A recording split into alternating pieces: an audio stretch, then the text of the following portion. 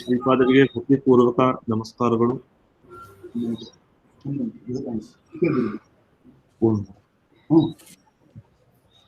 ಶ್ರೀ ಗುರುಭ್ಯೋ ನಮಃ. ಹರಿ ಓಂ.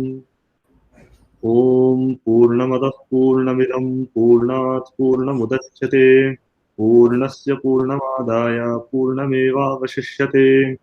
ಓಂ ಶಾಂತಿ ಶಾಂತಿ ಶಾಂತಿ. ಹರಿ ಓಂ.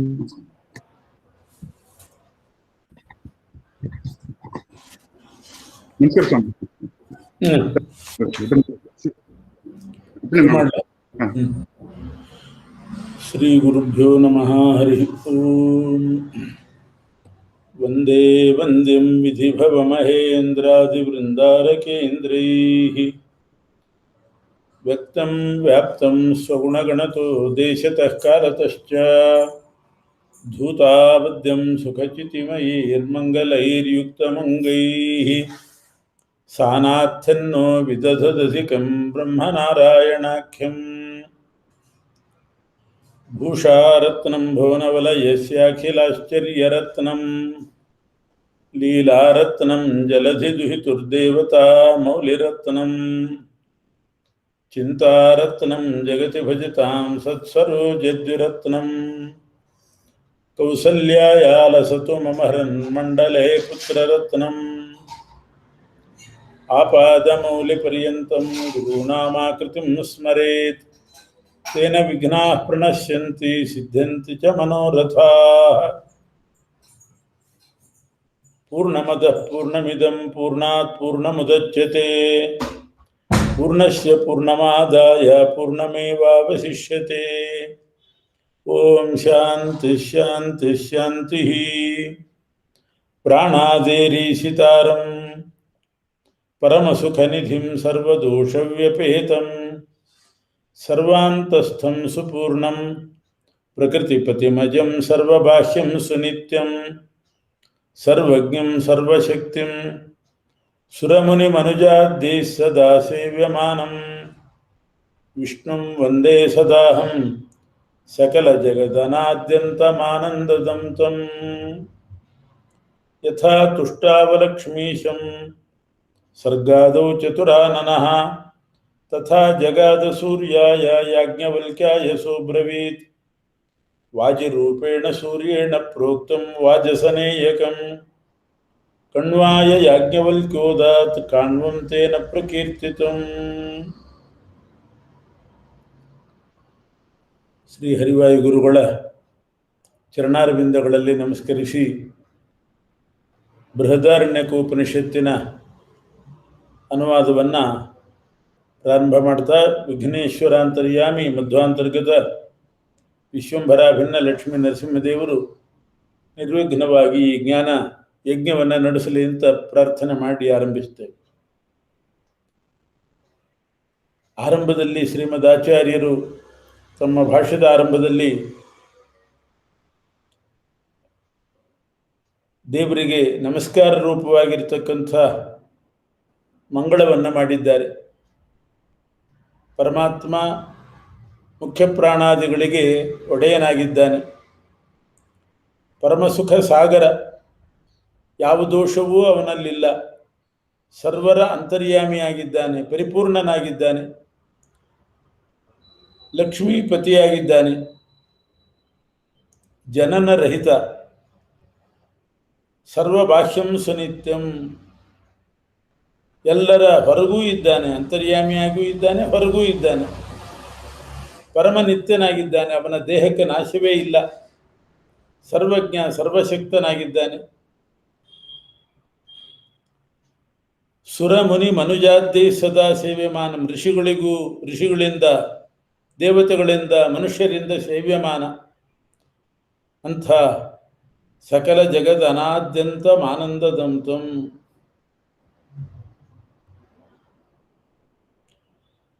ಜಗತ್ತಿನ ಎಲ್ಲ ಪ್ರವೃತ್ತಿ, ಉತ್ಪತ್ತಿ, ಸಂಹಾರ ಇವುಗಳಿಗೆ ಕಾರಣನಾದಂಥ ಆನಂದವನ್ನು ಕೊಡುವ ಆ ಪರಮಾತ್ಮನನ್ನು ನಮಸ್ಕರಿಸ್ತೇನೆ ಅಂತ ನಮಸ್ಕರಿಸಿದ್ದಾರೆ. ಸೃಷ್ಟಿಯ ಆದಿಯಲ್ಲಿ ಯಥಾ ತುಷ್ಟಾವ ಲಕ್ಷ್ಮೀಶಂ ಸರ್ಗಾದವು ಚತುರಾನನಃ, ಸರ್ಗಾದವು ಸೃಷ್ಟಿಯ ಆದಿಯಲ್ಲಿ ಚತುರ್ಮುಖ ಬ್ರಹ್ಮದೇವರು ಲಕ್ಷ್ಮೀಪತಿಯಾದ ಪರಮಾತ್ಮನನ್ನ ಸ್ತೋತ್ರ ಮಾಡಿದರಂತೆ. ಅದನ್ನೇ ಸೂರ್ಯನಿಗೆ ಉಪದೇಶ ಮಾಡಿದರು. ಸೂರ್ಯನು ಅದನ್ನು ಯಾಜ್ಞವಲ್ಕ್ಯರಿಗೆ ಹೇಳಿದ ಕುದುರೆ ರೂಪದಿಂದ. ಸೂರ್ಯ ಕುದುರೆ ರೂಪವನ್ನು ಧರಿಸಿ ಯಾಜ್ಞವಲ್ಕ್ಯರಿಗೆ ಹೇಳಿದ. ಅದರಿಂದ ಆ ಸ್ತೋತ್ರಕ್ಕೆ ವಾಜಸನೇಯಕ ಅಂತ ಹೆಸರು ಬಂತು. ಯಾಜ್ಞವಲ್ಕ್ಯರು ಅದನ್ನು ಕಣ್ವರಿಗೆ ಹೇಳಿದರು. ಆದ್ದರಿಂದ ಈ ಉಪನಿಷತ್ತನ್ನು ಕಾಣ್ವೋಪನಿಷತ್ತು ಅಂತ ಕರೀತಾರೆ. ಮೂಲತಃ ಈ ಉಪನಿಷತ್ತು ಸ್ತೋತ್ರ, ಲಕ್ಷ್ಮೀಪತಿಯಾದ ಪರಮಾತ್ಮನ ಸ್ತೋತ್ರ ಚತುರ್ಮುಖ ಬ್ರಹ್ಮದೇವರು ಮಾಡಿದ್ದು. ಆಮೇಲೆ ಸೂರ್ಯ ಉಪದೇಶ ಪಡೆದ. ಸೂರ್ಯನಿಂದ ಯಾಜ್ಞವಲ್ಕ್ಯರಿಗೆ ಬಂತು. ಯಾಜ್ಞವಲ್ಕ್ಯರು ಕಣ್ವರಿಗೆ ಹೇಳಿದರು. ಹೀಗಾಗಿ ವಾಜಿ ಅಂದರೆ ಕುದುರೆ, ವಾಜಸನೇಯಕ ಕುದುರೆ ರೂಪದ ಸೂರ್ಯನಿಂದ ಬಂತು ಯಾಜ್ಞವಲ್ಕ್ಯರಿಗೆ.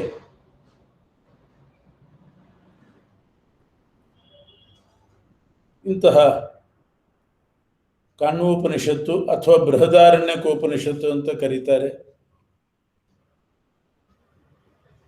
ಇದನ್ನು ಅನುವಾದ ಮಾಡ್ತಿದ್ದೀವಿ. ಇದಕ್ಕಿಂತ ಪೂರ್ವದಲ್ಲಿ ಈ ಉಪನಿಷತ್ತಿಗಿಂತ ಹಿಂದಿರೋದೇನು ಅಂತಂದರೆ ಅಂದರೆ 2 ಅಧ್ಯಾಯ. ಇದರ ಹಿಂದಿನ 2 ಅಧ್ಯಾಯ ಅಶ್ವಮೇಧ ಯಾಗ ಹೇಗೆ ಮಾಡಬೇಕು ಅದನ್ನು ಹೇಳಿದ್ದಾರೆ. ಅಶ್ವಮೇಧ ಯಾಗ ಪ್ರಕ್ರಿಯೆಯನ್ನು ತಿಳಿಸಿದ್ದಾರೆ. ಇಲ್ಲಿ ಪ್ರಾರಂಭ ಆಗೋದು, ಉಪನಿಷತ್ತಿನಲ್ಲಿ ಪ್ರಾರಂಭ ಆಗೋದು ಅಶ್ವಮೇಧ ಮಾಡುವಾಗ ಪರಮಾತ್ಮನ ಉಪಾಸನೆ ಹೇಗೆ ಅಂತ.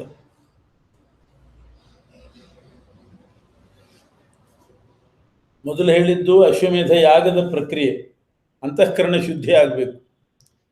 ಕರ್ಮದಿಂದ ಅಂತಃಕರಣ ಶುದ್ಧಿ ಆದರೆ ಅಲ್ಲಿ ಪರಮಾತ್ಮನ ತತ್ವಜ್ಞಾನ ಬರ್ತದೆ. ಆದ್ದರಿಂದ ಅಶ್ವಮೇಧಾದಿ ಯಾಗಗಳನ್ನು ಮಾಡೋದು ಅಂತಃಕರಣ ಶುದ್ಧಿಗೋಸ್ಕರ.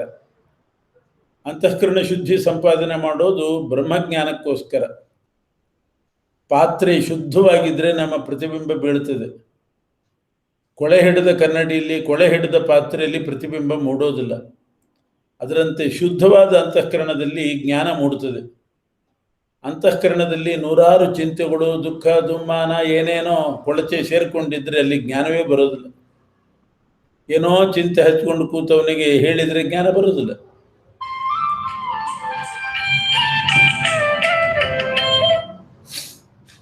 ಆದ್ರಿಂದ ಅಶ್ವಮೇಧ ಯಾಗದ ನಿರೂಪಣೆಯನ್ನ ಮಾಡಿದ್ದಾರೆ. ಆ ಅಶ್ವಮೇಧ ಯಾಗದ ಕರ್ಮದಿಂದ ಶುದ್ಧ ಅಂತಃಕರಣನಾಗಿ ವಿರಕ್ತನಾದವನಿಗೆ ಬ್ರಹ್ಮಸ್ವರೂಪ ಉಪದೇಶ ಮಾಡಲಿಕ್ಕೆ ಈ ಉಪನಿಷತ್ತು ಪ್ರಾರಂಭ ಆಯಿತು. ಆರಂಭದಲ್ಲಿ ಬ್ರಹ್ಮಸ್ವರೂಪ ಉಪದೇಶ ಅಂತಂದರೆ ಹಿಂದೆ ಅಶ್ವಮೇಧ ಯಾಗ ಹೇಳಿದ್ರಿಂದ ಅಶ್ವನಿಷ್ಠ ಬ್ರಹ್ಮವಿದ್ಯಾ ಅಂತ ಮೊದಲನೇ ಪ್ರಕರಣ. ಅಶ್ವನಿಷ್ಠ ಬ್ರಹ್ಮವಿದ್ಯಾ ಅಂತಂದರೆ ಅಶ್ವಮೇಧ ಯಾಗದಲ್ಲಿ ಯಾವ ಕುದುರೆ ಇರ್ತದೆ ಆ ಕುದುರೆಯಲ್ಲಿ ಪರಮಾತ್ಮ ಇದ್ದಾನೆ. ಆ ಬ್ರಹ್ಮ ಸ್ವರೂಪವನ್ನು ತಿಳ್ಕೊಳ್ಬೇಕು ನಾವು. ಕುದುರೆ ಕಣ್ಣಿಗೆ ಕಾಣಿಸ್ತದೆ, ಕುದುರೆಯಲ್ಲಿ ಇರ್ತಕ್ಕಂಥ ಪರಮಾತ್ಮನ ಸ್ವರೂಪ ತಿಳ್ಕೊಳ್ಳೋದಕ್ಕೆ ಅಶ್ವನಿಷ್ಠ ಬ್ರಹ್ಮವಿದ್ಯಾ ಅಂತಾರೆ. ಅಶ್ವದಲ್ಲಿ ನಿಷ್ಠನಾದಂತಹ ಬ್ರಹ್ಮ, ಕುದುರೆಯಲ್ಲಿರುವ ಬ್ರಹ್ಮ, ಅವನ ವಿದ್ಯೆ. ಅಂದರೆ ಹೇಗೆ ಭಾವಿಸಬೇಕು ಅಂದರೆ ಬೇರೆ ಪ್ರಮಾಣಗಳಲ್ಲಿ ಹೇಳಿದ್ದಾರೆ. ಯಾವುದೇ ಕುದುರೆಯನ್ನು ತಂದು ಅಶ್ವಮೇಧ ಯಾಗ ಮಾಡುವಾಗ ಆ ಕುದುರೆಯಲ್ಲಿ ಉಚ್ಚೈಶ್ರವ ಅನ್ನೋ ಕುದುರೆ ಇರ್ತದೆ, ಅದರ ಸನ್ನಿಧಾನ ಇರ್ತದೆ. ಕ್ಷೀರ ಸಮುದ್ರ ಮಥನ ಮಾಡುವಾಗ ಹುಟ್ಟಿದ ಶ್ರೇಷ್ಠವಾದ ಕುದುರೆ ಉಚ್ಚೈಶ್ರವ, ಅದನ್ನು ಇಂದ್ರ ತಗೊಂಡು ಹೋದ, ಅದು ಅದರ ಸನ್ನಿಧಾನ ಇರ್ತದೆ. ಆ ಕುದುರೆಯಲ್ಲಿ ಚತುರ್ಮುಖ ಬ್ರಹ್ಮದೇವರು ಇರ್ತಾರೆ ಕುದುರೆ ರೂಪದಿಂದ. ಆ ಬ್ರಹ್ಮದೇವರಲ್ಲಿ ಪರಮಾತ್ಮ ಕುದುರೆ ರೂಪದಿಂದ ಇರ್ತಾನೆ. ಹೀಗೆ ಅನುಸಂಧಾನ ಮಾಡಬೇಕು. ಯಾವುದೇ ಕುದುರೆ ಆಗಲಿ ಉಚ್ಚೈಶ್ರವ ಬ್ರಹ್ಮ, ಕುದುರೆ ರೂಪದ ಬ್ರಹ್ಮ, ಕುದುರೆ ರೂಪದ ವಿಷ್ಣು, ಆ ವಿಷ್ಣುವಿನ ಜ್ಞಾನವನ್ನು ಪಡಿಬೇಕು. ಅದಕ್ಕೆ ಅಶ್ವನಿಷ್ಠ ಬ್ರಹ್ಮವಿದ್ಯಾ ಅಂತಾರೆ. ಏನು ಆ ವಿಷ್ಣುವಿನ ಜ್ಞಾನ ಅಂದರೆ ಅಶ್ವಮೇಧದ ಕುದುರೆಯಲ್ಲಿ ಏನು ಪರಮಾತ್ಮ ಇರ್ತಾನೆ, ಅವನ ತಲೆಯಿಂದ ಪಾದದ ತನಕ ಯಾರ್ಯಾರು ಸನ್ನಿಹಿತರಾಗಿದ್ದಾರೆ ಅಂತ ಚಿಂತನೆ ಮಾಡಬೇಕು. ಆ ಯಜ್ಞದ ಕುದುರೆ ಏನಿದೆ, ಆ ಯಜ್ಞದ ಕುದುರೆಯಲ್ಲಿರುವಂಥ ವಿಷ್ಣು, ಅವನ ತಲೆಯಲ್ಲಿ ಉಷಾದೇವಿ ಇದ್ದಾಳೆ. ಅದು ಉಪನಿಷತ್ತು ಪ್ರಾರಂಭ ಆಗೋದೇ ಹೀಗೆ, ಉಷಾ ವಾ ಅಶ್ವಸ್ಯ ಮೇಧ್ಯಸ್ಯ ಶಿರಃ. ಮೇಧ್ಯಸ್ಯ ಅಶ್ವಸ್ಯ, ಪವಿತ್ರವಾದ, ಮೇಧ್ಯ ಅಂದರೆ ಪವಿತ್ರ, ಯಜ್ಞಕ್ಕೆ ಸಂಬಂಧಪಟ್ಟಂಥ ಕುದುರೆಯ ತಲೆ ಉಷಾದೇವಿ, ಅದರ ಕಣ್ಣು ಸೂರ್ಯ, ಅದರ ಘ್ರಾಣೇಂದ್ರಿಯ ವಾಯು, ಹೀಗಿದೆ. ಆದರೆ ಆಚಾರ್ಯರ ಭಾಷ್ಯದ ಪ್ರಕಾರ ಹಾಗಲ್ಲ. ತಲೆಯಲ್ಲಿ ಉಷಾದೇವಿ ನೆಲೆಸಿರ್ತಾಳೆ. ಕುದುರೆಯ ತಲೆಯಲ್ಲಿ ಅಲ್ಲ, ಕುದುರೆಯಲ್ಲಿರುವ ವಿಷ್ಣುವಿನ ತಲೆಯಲ್ಲಿ ಆಶ್ರಯಿಸಿಕೊಂಡಿರ್ತಾಳೆ ಉಷಾದೇವಿ. ಆ ಅಶ್ವಸ್ಥ ಕುದುರೆಯಲ್ಲಿರ್ತಕ್ಕಂಥ ಪರಮಾತ್ಮನ ಕಣ್ಣಿನಲ್ಲಿ ಸೂರ್ಯ ಇದ್ದಾನೆ. ಆ ಕುದುರೆಯಲ್ಲಿರುವ ಪರಮಾತ್ಮನ ಮೂಗಿನಲ್ಲಿ ನಾಸಿಕ್ಯ ವಾಯು ಆಶ್ರಯಿಸಿಕೊಂಡಿದ್ದಾನೆ. ಕುದುರೆ ಬಾಯಿ ತೆರೆದಿರ್ತದೆ, ತೆರೆದ ಬಾಯಿಯಲ್ಲಿ ವೈಶ್ವಾನರ ನಾಮಕ ಅಗ್ನಿ ಆಶ್ರಯಿಸಿಕೊಂಡಿದ್ದಾನೆ. ಕುದುರೆಯ ಇಡೀ ಶರೀರದಲ್ಲಿ ಸಂವತ್ಸರ ಅನ್ನುವ ಹೆಸರಿನ ಚತುರ್ಮುಖ ಬ್ರಹ್ಮದೇವರು ಆಶ್ರಯಿಸಿಕೊಂಡಿದ್ದಾರೆ. ಅದರ ಕುದುರೆಯ ಪೃಷ್ಠಭಾಗದಲ್ಲಿ ದ್ವಿಲೋಕಾಭಿಮಾನಿ, ಹೊಟ್ಟೆಯಲ್ಲಿ ಅಂತರಿಕ್ಷಾಭಿಮಾನಿ, ಪಾದದಲ್ಲಿ ಪೃಥ್ವಿ ಅಭಿಮಾನಿ. ಆ ಕುದುರೆಯ ಅಕ್ಕಪಕ್ಕದ ಎರಡು ಪಾರ್ಶ್ವಗಳಲ್ಲಿ, ಎರಡು ಬದಿಗಳಲ್ಲಿ ದಿಗಭಿಮಾನಿ ದೇವತೆಗಳು. ಕುದುರೆಯ ಎಲುಬು ಮತ್ತು ಬಾಲ, ಅಕ್ಕಪಕ್ಕದ ಎಲುಬುಗಳು ಮತ್ತು ಬಾಲ, ಅದರಲ್ಲಿ ಕೋಣಾಧಿಪತಿಗಳು. ಕೋಣಾಧಿಪತಿ ಅಂದರೆ ವಿದಿಕ್ಕು, ಆಗ್ನೇಯ ದಿಕ್ಕು, ನೈಋತ್ಯ, ವಾಯವ್ಯ, ಈಶಾನ್ಯ, ಹೀಗೆ ವಿದಿಕ್ಕುಗಳು, ಕೋಣ ದಿಕ್ಕುಗಳಿಗೆ ಅಭಿಮಾನಿ ದೇವತೆಗಳು ಎಲುಬು ಬಾಲದಲ್ಲಿರ್ತಾರೆ. ತಲೆಯಲ್ಲಿ ಮತ್ತು 4 ಕಾಲಿನ ಗೊರಸು ಬಾಲ, ಅದರಲ್ಲಿ ಋತು ಅಭಿಮಾನಿಗಳಿರ್ತಾರೆ. ಒಂದೊಂದು ಅವಯವದಲ್ಲಿ ಇಬ್ಬರಿಬ್ಬರು ಇರೋದು ಉಂಟು. ಈಗ ತಲೆಯಲ್ಲಿ ಉಷಾದೇವಿನೂ ಇರ್ತಾಳೆ, ಋತು ಅಭಿಮಾನಿ ದೇವತೆನೂ ಇರ್ತಾರೆ. ಷಡ್ ಋತುಗಳು, 6 ಋತುಗಳು. ಒಂದು ತಲೆ, ಕುದುರೆಗೆ ಒಂದು ತಲೆ, 4 ಕಾಲು, ಆ 4 ಕಾಲಿನ ಗೊರಸು ಅಂತಂದರೆ ಭೂಮಿ ಮೇಲೆ ಊರ್ತದಲ್ಲ ಅದು, ಅದಕ್ಕೆ ಗೊರಸು ಅಂತಾರೆ. ಕಾಲಿನ ಗೊರಸು, ಭೂಮಿ ಮೇಲೆ ಊರೋದು. ಮತ್ತು ಬಾಲ, ಹೀಗೆ 6 ಆಯಿತು. ಈ 6 ಅಂಗಗಳಲ್ಲಿ ಷಡ್ಋತುಗಳ ಅಭಿಮಾನಿಗಳು. ಆ ಕುದುರೆಗೆ ಎಲ್ಲೆಲ್ಲಿ ಜಾಯಿಂಟ್ಸ್ ಇರ್ತದೆ, ಎಲುಬುಗಳ ಜಾಯಿಂಟ್ಸ್, ಸಂಧಿ, ಅಲ್ಲಿ ಮಾಸ ಮತ್ತು ಪಕ್ಷಾಭಿಮಾನಿ ದೇವತೆಗಳಿರ್ತಾರೆ. ಕುದುರೆಯ ಪಾದದಲ್ಲಿ, ಹಿಂದೆ ಬಂತು ಪೃಥ್ವಿ ಅಭಿಮಾನಿ ಇರ್ತಾಳೆ ಅಂತ, ಅದೇ ಪಾದದಲ್ಲೇ ಅಹೋರಾತ್ರ, ಹಗಲು ರಾತ್ರಿ ಅಭಿಮಾನಿ ದೇವತೆಗಳು ಇರ್ತಾರೆ. ಎಲುಬಿನಲ್ಲಿ ಕೋಣಾಧಿಪತಿಗಳು ಅಂತ ಬಂತು, ಅದೇ ಎಲುಬಿನಲ್ಲಿ ನಕ್ಷತ್ರಾಭಿಮಾನಿಗಳು ಇರ್ತಾರೆ. ಮಧ್ವಾಚಾರ್ಯ ಭಾಷ್ಯದಲ್ಲಿ ಬರೀತಾರೆ. 2 ಸಲ ಬಂತು ಅಂತ ಭಾವಿಸಬೇಡಿ, ಒಂದೊಂದು ಅಂಗದಲ್ಲಿ ಅನೇಕ ದೇವತೆಗಳು ಇರ್ತಾರೆ ನಿಯಾಮಕರಾಗಿ. ಕುದುರೆಯ ಮಾಂಸದಲ್ಲಿ ಗಣಪತಿ ಇರ್ತಾನೆ. ಕುದುರೆಯ ಪುರೀಶ, ಅದು ಮಲ ವಿಸರ್ಜನೆ ಮಾಡ್ತದೆ, ಆ ಮಲದಲ್ಲಿ ಮರಳಿನ ಅಭಿಮಾನಿ ದೇವತೆಗಳಿರ್ತಾರೆ. ಕುದುರೆಯಲ್ಲಿರುವ ನಾಡಿಗಳಲ್ಲಿ ನದಿ ಅಭಿಮಾನಿ ದೇವತೆಗಳು, ಕುದುರೆಯ ರೋಮಗಳಲ್ಲಿ ಗಿಡಮರಗಳ ಅಭಿಮಾನಿಗಳು, ಕುದುರೆಯ ಪೂರ್ವಾರ್ಧದಲ್ಲಿ ಉದಯಿಸುವ ಸೂರ್ಯ, ಕುದುರೆಯ ಹಿಂಭಾಗದ ಅರ್ಧ ಭಾಗದಲ್ಲಿ ಅಸ್ತ ಹೊಂದುವಂಥ ಸೂರ್ಯ, ಮುಳುಗುತ್ತಿರುವ ಸೂರ್ಯ, ಕುದುರೆ ಆಕಳಿಸಿದಾಗ ಮಿಂಚಿನ ಅಭಿಮಾನಿ ದೇವತೆ, ಕುದುರೆ ಮೈ ಝಾಡಿಸ್ತದೆ, ಗಾತ್ರ ಕಂಪನ ಅಂತ ಮಾಡ್ತದೆ, ಮೈ ಝಾಡಿಸ್ತದೆ, ಅದು ನಿಂತುಕೊಂಡಲ್ಲೇ ಮೈ ಝಾಡಿಸ್ತದೆ, ಅದು ಗುಡುಗಿನ ಅಭಿಮಾನಿ ದೇವತೆ ಅಲ್ಲಿರ್ತಾಳೆ. ಕುದುರೆಯ ಮೂತ್ರದಲ್ಲಿ ವೃಷ್ಟಿ, ಮಳೆಯ ಅಭಿಮಾನಿ ದೇವತೆ, ಕುದುರೆಯ ವಾಗೇಂದ್ರಿಯದಲ್ಲಿ ಸರಸ್ವತಿ, ಮುಖಭಾಗದಲ್ಲಿ ಮನ್ಮಥ, ಪುಚ್ಛ ಭಾಗದಲ್ಲಿ ರತಿ. ಇದು ಅಶ್ವದಲ್ಲಿರ್ತಕ್ಕಂಥ ಅಶ್ವನಿಷ್ಠ ಬ್ರಹ್ಮವಿದ್ಯಾ. ಅಂದರೆ ಇಷ್ಟು ದೇವತೆಗಳನ್ನು ಆ ಕುದುರೆಯಲ್ಲಿ ಉಪಾಸನೆ ಮಾಡಬೇಕು, ಚಿಂತನೆ ಮಾಡಬೇಕು. ಹಿಂದೆ ಹೇಳಿದ್ದು ಕರ್ಮ ಮಾಡೋ ಪ್ರಕ್ರಿಯೆ ಹಿಂದಿನ 2 ಅಧ್ಯಾಯದಲ್ಲಿ. ಇದು ಉಪನಿಷತ್ತಾದ್ರಿಂದ ಬ್ರಹ್ಮವಿದ್ಯೆಯನ್ನು ಹೇಳಿದೆ. ಇನ್ನು ಕುದುರೆಗಳಲ್ಲಿ ಅನೇಕ ಜಾತಿ ಇದೆ. ದೇವತೆಗಳು ಉಪಯೋಗಿಸ್ತಕ್ಕಂಥ ಕುದುರೆಗಳಿಗೆ ಹಯ ಅಂತ ಕರೀತಾರೆ ಸಂಸ್ಕೃತದಲ್ಲಿ. ಹಯ. ಗಂಧರ್ವರು ಉಪಯೋಗಿಸುವ ಕುದುರೆಯನ್ನ ವಾಜಿ ಅಂತ ಕರೀತಾರೆ. ವಾಜಿ. ಅಸುರರು ಉಪಯೋಗಿಸುವ ಕುದುರೆ ಅರ್ವ, ಆ ಜಾತಿಯ ಕುದುರೆ ಅದು. ಮನುಷ್ಯರು ಉಪಯೋಗಿಸ್ತಕ್ಕಂಥ ಕುದುರೆ ಅಶ್ವ. ಈಗ ಈ ಶಬ್ದಗಳನ್ನು ಒಟ್ಟು ಕುದುರೆ ಅನ್ನೋದ್ರಲ್ಲಿ ಬಳಸೋದುಂಟು. ಹಯ, ಅಶ್ವ ಎಲ್ಲ ಪರ್ಯಾಯ ಪದಗಳಾಗಿದೆ, ಆದರೆ ನಿಜವಾಗಿ ವ್ಯತ್ಯಾಸ ಇದೆ. ಹಯ ಅಂದರೆ ದೇವತೆಗಳ ಕುದುರೆ, ವಾಜಿ ಅಂದರೆ ಗಂಧರ್ವರ ಕುದುರೆ, ಅರ್ವ ಅಂದರೆ ಗಂಧರ್ವರು ಕೂಡ ಯುದ್ಧ ಮಾಡ್ತಾರಂತೆ, ಹಾಡ್ತಾರೆ, ಯುದ್ಧ ಮಾಡ್ತಾರೆ ಕೆಲವು ಗಂಧರ್ವರು. ಅವರು ಯುದ್ಧಕ್ಕೆ ಬಳಸುವ ಕುದುರೆಗೆ ವಾಜಿ ಅಂತ ಹೆಸರು. ಅಸುರರು ಬಳಸುವಂತಹ ಕುದುರೆ ಅರ್ವ, ಅರ್ವ ಅಂತ. ಮನುಷ್ಯರು ಬಳಸೋದು ಅಶ್ವ.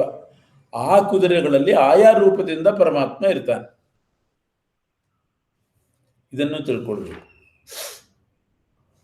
ಇದಿಷ್ಟಕ್ಕೆ ಅಶ್ವಬ್ರಾಹ್ಮಣ ಅಂತ ಕರೀತಾರೆ. ಬ್ರಾಹ್ಮಣ ಅಂತಂದ್ರೆ ಈ ಉಪನಿಷತ್ತಿನ ಭಾಗಗಳು, ಅಧ್ಯಾಯ ಸರ್ಗ ಅಂತೆಲ್ಲ ಇರ್ತದೆ. ಅದರಂತೆ ಇಲ್ಲಿ ಬ್ರಾಹ್ಮಣ ಬ್ರಾಹ್ಮಣ ಅಂತಾರೆ. ಅಂದ್ರೆ ಒಂದು ಭಾಗ. ಮೊದಲನೇ ಪ್ರಕರಣಕ್ಕೆ ಅಶ್ವಬ್ರಾಹ್ಮಣ ಅಂತ ಹೆಸರು. ಅದರ ಸಾರ ಇಷ್ಟು: ಕುದುರೆಯಲ್ಲಿ ಉಚ್ಚೈಶ್ರವ, ಉಚ್ಚೈಶ್ರವದಲ್ಲಿ ಬ್ರಹ್ಮದೇವರು ಕುದುರೆ ರೂಪದಲ್ಲಿ, ಅಲ್ಲಿ ಪರಮಾತ್ಮ ಕುದುರೆ ರೂಪದಲ್ಲಿ, ಆ ಭಗವಂತನ ಅವಯವಗಳಲ್ಲಿ ಎಷ್ಟು ದೇವತೆಗಳು ಆಶ್ರಯ ಪಡೆದಿದ್ದಾರೆ ಅನ್ನೋದನ್ನು ತಿಳಿಸಿ. ಎರಡನೇ ಪ್ರಕರಣ ಅಶ್ವಮೇಧ ಪ್ರಕರಣ. ಏನು ಅಶ್ವಮೇಧ ಪ್ರಕರಣ ಅಂದ್ರೆ ಏನು? ಪರಮಾತ್ಮ ಸೃಷ್ಟಿ ಮಾಡಿದ, ಆ ಸೃಷ್ಟಿಯನ್ನು ಹೇಳಿ ಕೊನೆಗೆ ಅಶ್ವಮೇಧದ ವಿಚಾರ ಬರ್ತದೆ. ಆದ್ದರಿಂದ ಇದನ್ನು ಅಶ್ವಮೇಧ ಬ್ರಾಹ್ಮಣ ಅಂತ ಕರೀತಾರೆ. ನೈವೇಹ ಕಿಂಚನಾಗ್ರ ಆಸೀತ್.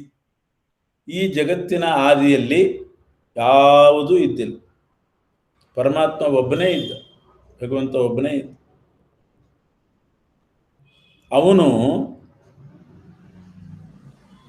ಆ ಪರಮಾತ್ಮ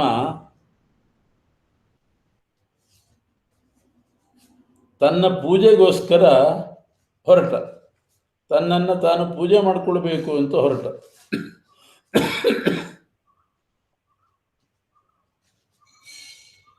ಪೂಜೆಗೆ ಏನು ಬೇಕು?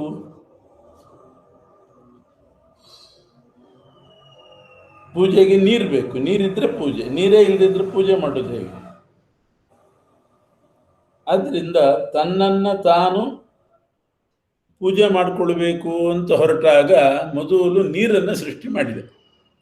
ಅಪಯೇವ ಸಸರ್ಜಾದವು ಅಂತಾರೆ. ನೀರನ್ನು ಸೃಷ್ಟಿ ಮಾಡಿದ. ಪೂಜೆಗೆ ಮೊದಲು ನೀರು ಬೇಕು. ಆದ್ರಿಂದ ನೀರಿಗೆ ಅರ್ಕ ಅಂತ ಹೆಸರು ಬಂತು. ಅರ್ಕ ಅಂದ್ರೆ ಸೂರ್ಯ, ಎಲ್ರಿಗೂ ಗೊತ್ತಿರೋದು ಅದು. ಅರ್ಕ ಅಂದ್ರೆ ಸೂರ್ಯ. ಆದರೆ ಇಲ್ಲಿ ಅರ್ಕ ಅಂತಂದ್ರೆ ನೀರು ಅಂತ ಅರ್ಥ. ಯಾಕೆ? ಅಲ್ಲಿ ಎರಡು ಸೇರ್ಕೊಂಡಿದೆ. ಅರ್ ಕ. ಅರ್ ಅಂತಂದ್ರೆ ಅರ್ಚನೆ. ತನ್ನ ಅರ್ಚನೆಗೆ ಹೊರಟಾಗ, ಅರ್ಚನೆಗೋಸ್ಕರ ಉದ್ಯುಕ್ತನಾದಾಗ ಸೃಷ್ಟಿಯಾದದ್ದು ಕ. ಕ ಅಂದ್ರೆ ನೀರು. ಕಮಲ ಅಂತೀವಿ, ನೀರಿನ ಮಲ. ಕಮಲ, ಕಂಜ, ನೀರು. ಕ ಅಂದ್ರೆ ನೀರು. ಕ ಅಂದ್ರೆ ಸುಖ. ನೀರು ಕುಡಿದ್ರೆ ಮನುಷ್ಯನಿಗೆ ಸುಖ, ತೃಪ್ತಿ ಆಗ್ತದೆ.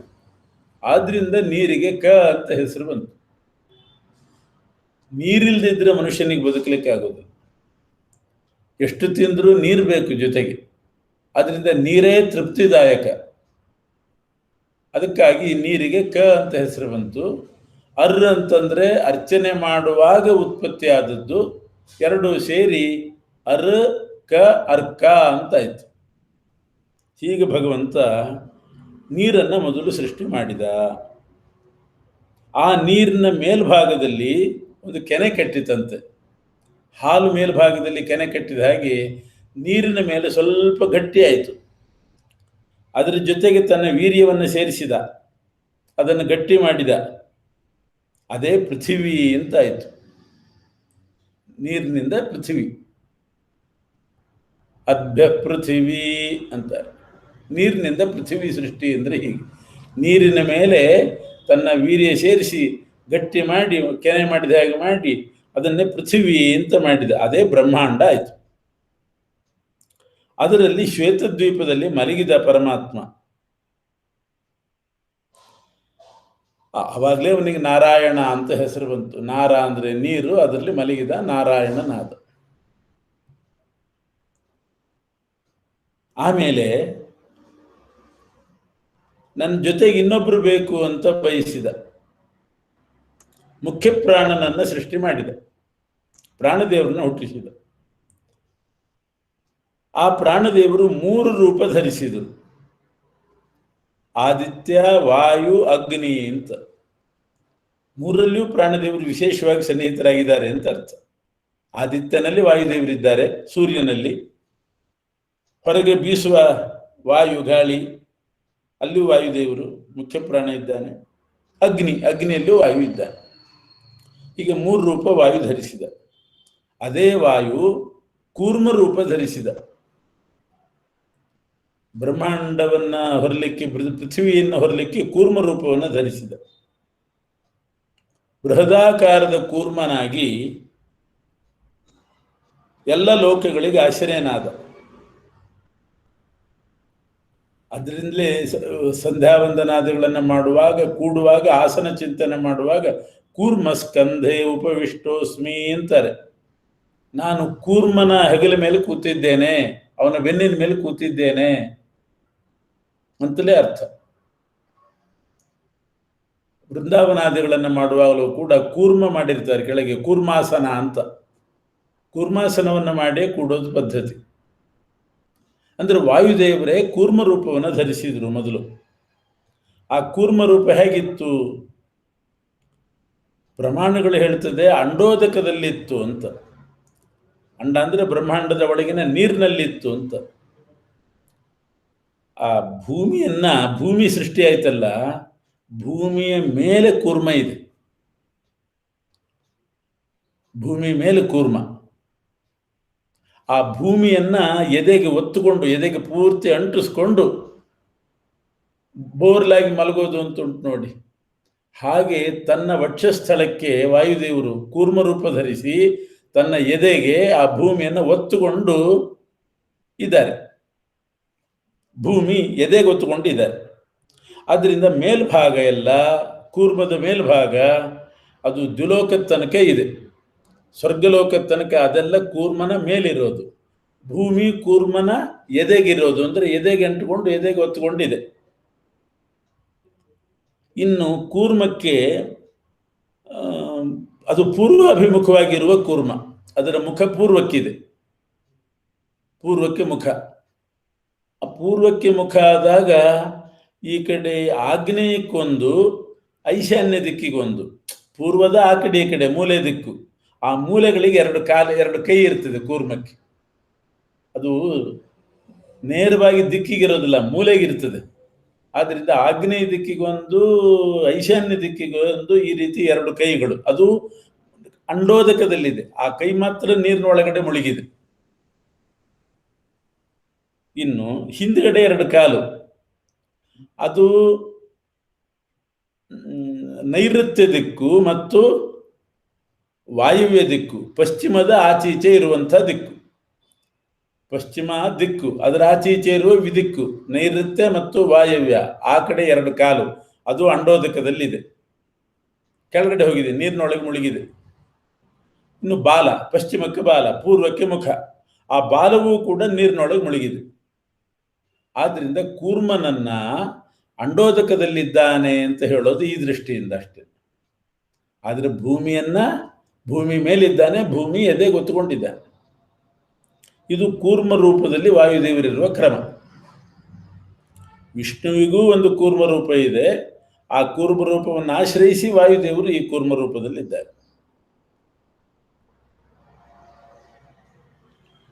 ಅದಕ್ಕೆ ಒಂದು ಶ್ಲೋಕ ಹೇಳೋದುಂಟು. ಸಯೇಷ ಕೂರ್ಮ ರೂಪೇಣ, ಭಾಷ್ಯದಲ್ಲಿ ಬರೀತಾರೆ ಆಚಾರ್ಯ, ಸಯೇಷ ಕೂರ್ಮ ರೂಪೇಣ ವಾಯುರಂಡೋದಕೆ ಸ್ಥಿತಃ. ವಾಯುದೇವರು ಕೂರ್ಮ ರೂಪದಿಂದ ಅಂಡೋದಕದಲ್ಲಿದ್ದಾರೆ ಅಂದರೆ ಕೈ, ಕಾಲು, ಆಮೇಲೆ ಬಾಲ ಇದು ಉದಕದಲ್ಲಿ ಸೇರಿದೆ ಅಷ್ಟೆ.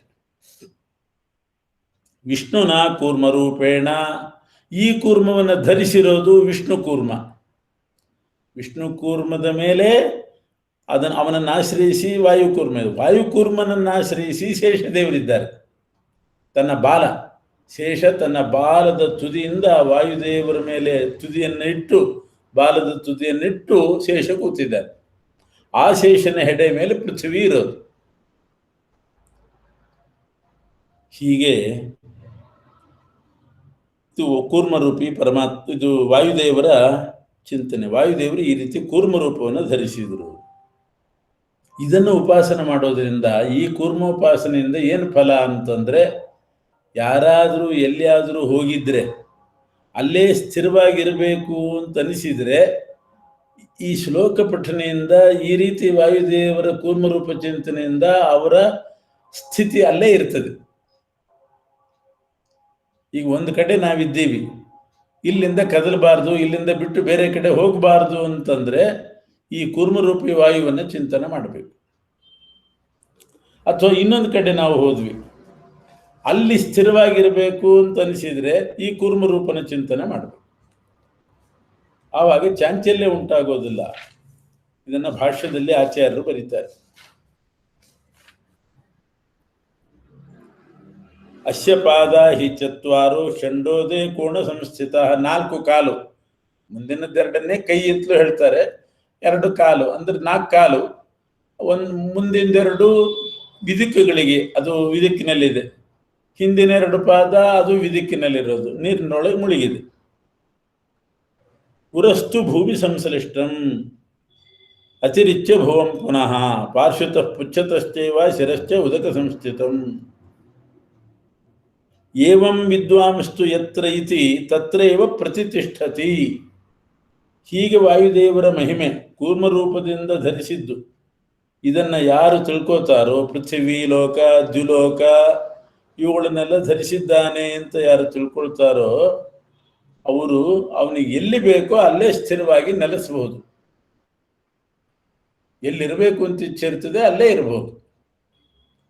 ಅವನಿಗೆ ವಿಚಲನೆ ಉಂಟಾಗೋದಿಲ್ಲ ಅನ್ನೋ ಮಹಿಮೆ ಇದೆ.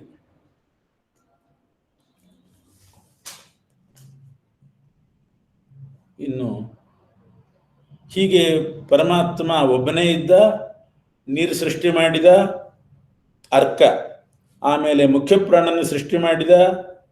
ಮುಖ್ಯಪ್ರಾಣದೇವರು ಕೂರ್ಮ ರೂಪವನ್ನು ಧರಿಸಿ ಜಗತ್ತನ್ನು ಧರಿಸಿದರು, ಶೇಷದೇವರನ್ನ ಧರಿಸಿದರು. ಅದೇ ಪರಮಾತ್ಮ ಇನ್ನೊಬ್ಬ ಮಗ ಬೇಕು ಅಂತ ಇಚ್ಛೆಪಟ್ಟ. ಮತ್ತೆ ಒಬ್ಬನೇನೋ ಹುಟ್ಟಿದಾನೆ, ಇನ್ನೊಬ್ಬ ಬೇಕು ಅಂತ. ಆವಾಗ ಚತುರ್ಮುಖ ಬ್ರಹ್ಮದೇವರು ಹುಟ್ಟಿದರು. ಅವನಿಗೆ ಸಂವತ್ಸರ ಅಂತ ಹೆಸರು ಬಂತು. ಇಲ್ಲಿ ಆಚಾರ್ಯರು ಒಂದು ಸಮಸ್ಯೆ ಬಗೆಹರಿಸ್ತಾರೆ. ವಾಯುದೇವರು ಮೊದಲು ಹುಟ್ಟಿದ್ರು, ಆಮೇಲೆ ಬ್ರಹ್ಮದೇವರು ಹುಟ್ಟಿದ್ರು ಅಂತ ಬಂತಲ್ಲ. ವಾಯು ಬ್ರಹ್ಮ ಒಂದೇ. ಆ ದೃಷ್ಟಿಯಿಂದ ಕೆಲವು ಸಲ ವಾಯುವಿನ ಉತ್ಪತ್ತಿ ಮೊದಲು ಹೇಳ್ತಾರೆ, ಇನ್ನು ಕೆಲವು ಕಡೆ ಬ್ರಹ್ಮದೇವರ ಉತ್ಪತ್ತಿ ಮೊದಲು ಹೇಳ್ತಾರೆ. ಅವರಿಬ್ಬರು ಒಂದೇ ಆದ್ದರಿಂದ ಅದಕ್ಕೆ ತಲೆ ಕೆಡಿಸ್ಕೊಳ್ಬೇಡಿ. ಒಂದು ಸೂಚನೆ ಮಾಡಲಿಕ್ಕೆ ಒಂದ್ಸಲ ಇವರದ್ದು, ಒಂದ್ಸಲ ಅವರದ್ದು, ಒಂದ್ಸಲ ವಾಯು, ಒಂದ್ಸಲ ಬ್ರಹ್ಮ, ಹಿಂಗೆ ಹೇಳ್ತಿರ್ತಾರೆ. ವಾಯು ಅಂತ ಬಂದಲ್ಲಿ ಬ್ರಹ್ಮನ ಇಟ್ಟು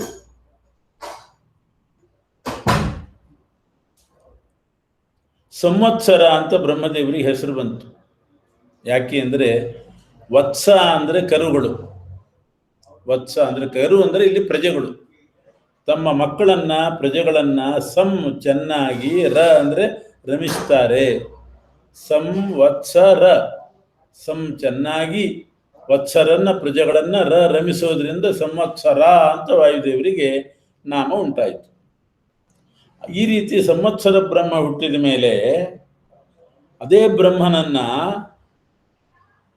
ಪರಮಾತ್ಮ ತಿನ್ನಬೇಕು ಅಂತ ಹೊರಟ. ಆ ಬ್ರಹ್ಮನನ್ನೇ ನುಂಗಿ ಬಿಡೋಣ ಅಂತ ಹೊರಟ. ಆಗ ಬ್ರಹ್ಮದೇವರು ಭಾಣ್ ಅಂತ ಶಬ್ದ ಮಾಡಿದರು. ಭಾಣ್ ಅಂತ ಶಬ್ದ ಬಂತು. ಆ ಭಾಣ್ ಅನ್ನೋ ಶಬ್ದದ ರೂಪದಿಂದ ಸರಸ್ವತಿ ಹುಟ್ಟಿದ್ಲು. ಬಾಯಿಂದ ಒಂದು ಶಬ್ದ ಬಂತು ಅಂದರೆ ಏನರ್ಥ? ಸರಸ್ವತಿ ಹುಟ್ಟಿದ್ಲು. ಅವಳಿಗೆ ವಾಗೀಶ್ವರಿ ಅಂತ ಹೆಸರಂತೆ. ವಾಗೀಶ್ವರಿ ಎನ್ನುವ ರೂಪ ಸರಸ್ವತಿ ಹುಟ್ಟಿದ್ಲು. ಭಾಣ್ ಅಂತ ಬ್ರಹ್ಮದೇವರು ಏನು ಶಬ್ದ ಮಾಡಿದಿರೋದು? ಅರ್ಥ ಇಲ್ಲದೆ ಯಾವುದೋ ಶಬ್ದ ಹೇಳಿದ್ರು ಅಂತ ಅಲ್ಲ. ಅಯ್ಯೋ ಅಂತ ನಾವಂತೀವಿ, ಹೆದರಿಕೆ ಆಯಿತು ಅಂದರೆ ಅಯ್ಯಪ್ಪೋ ಅಂತೀವಿ, ಅಯ್ಯಯ್ಯೋ ಅಂತಾರೆ. ಭಾಣ್ ಅಂದ್ರೆ ಅರ್ಥ ಏನು? ಭ ಅಂದರೆ ಪ್ರಕಾಶ ರೂಪ, ಆ ಅಂದರೆ ಚೆನ್ನಾಗಿ, ನ ಅಂದರೆ ಸುಖರೂಪಿ. ಹೀಗೆ ಭಗವಂತ ಪ್ರಕಾಶ ಸುಖರೂಪನಾಗಿದ್ದಾನೆ ಅಂತ ಅರ್ಥ ಭಾಣ್ ಅನ್ನೋ ಶಬ್ದಕ್ಕೆ. ಬ್ರಹ್ಮದೇವರ ಬಾಯಿಂದ ವಿಷ್ಣುವಿನ ನಾಮ ಬಂತು ಭಾಣ್ ಅಂತ. ಹೀಗೆ ಆ ಬ್ರಹ್ಮದೇವರು ಆಮೇಲೆ ಬ್ರಹ್ಮದೇವರನ್ನ ಪರಮಾತ್ಮ ತಿನ್ನಲಿಲ್ಲ.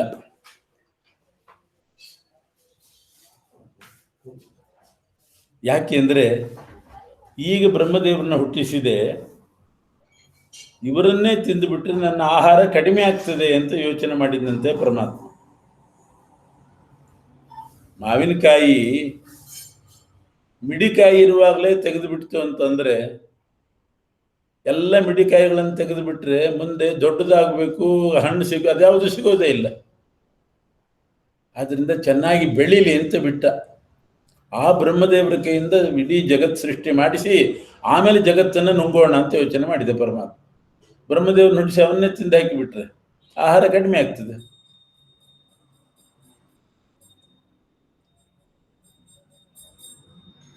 ಆವಾಗಲೇ ಪರಮಾತ್ಮನಿಗೆ ಅದಿತಿ ಅಂತ ಹೆಸರು ಬಂತು. ಬ್ರಹ್ಮದೇವರು ಏನೇನು ಸೃಷ್ಟಿ ಮಾಡ್ತಾರೋ ಅದನ್ನೆಲ್ಲ ತಿನ್ನೋಣ ಅಂತಂದಲ್ಲ, ತಿಂತಾನಲ್ಲ, ಆದ್ರಿಂದ ಅದಿತಿ. ಅದಿತಿ ಅಂದ್ರೆ ಅದನ್ನ ಮಾಡುವವನು, ಸರ್ವವನ್ನು ತಿನ್ನುವವನು ಅಂತ ಅರ್ಥ.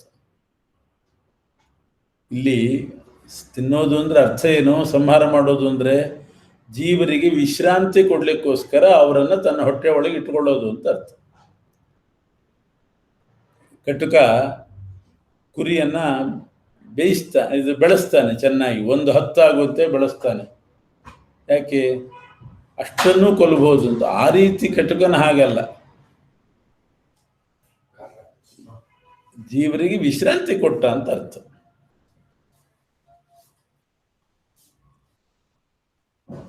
ಆಮೇಲೆ ಬದುಕಿದ್ರು, ಬ್ರಹ್ಮದೇವರನ್ನು ತಿನ್ನಲಿಲ್ಲ. ಆ ಚತುರ್ಮುಖ ಬ್ರಹ್ಮದೇವರು ಯೋಚನೆ ಮಾಡಿದರು, ನಾನು ಪರಮಾತ್ಮನಿಗೊಂದು ಯಜ್ಞ ಮಾಡಬೇಕು ಅಂತ ಅವರಿಗೆ ಇಚ್ಛೆ ಬಂತು. ಹುಟ್ಟಿದ್ದೇ ಅದಕ್ಕೋಸ್ಕರ, ಭಗವಂತನಿಗೆ ಯಜ್ಞ ಮಾಡಬೇಕು. ಏನು ಸಾಧನ ಸಿಗಲಿಲ್ಲ ಯಜ್ಞ ಮಾಡಲಿಕ್ಕೆ.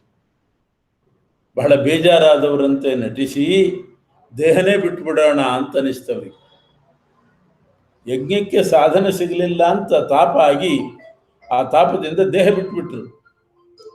ಆಗ ಆ ದೇಹ ಶವ ಆಯಿತು. ಶವರೂಪ ಆಯಿತು ಆ ದೇಹ.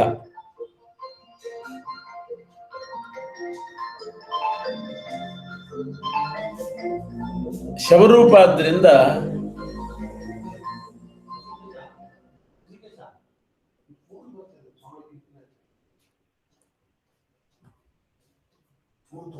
ಅದು ಉಬ್ಬಲಿಕ್ಕೆ ಶುರುವಾಯಿತು ಆ ದೇಹ.